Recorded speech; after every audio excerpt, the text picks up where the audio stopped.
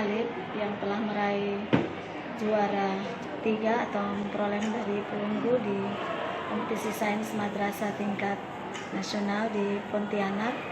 Kami merasa bangga dan berbesar hati.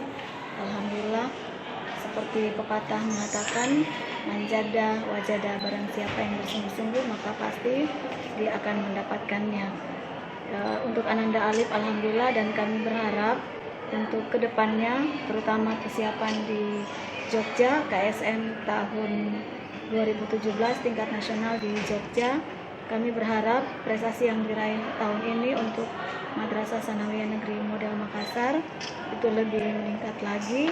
Insya Allah kalau boleh ketiga-tiganya emas, insya Allah, untuk mata pelajaran IPA biologi, IPA fisika, dan matematika tentunya. Kalau tahun ini meraih medali perunggu, insya Allah tahun depan emas.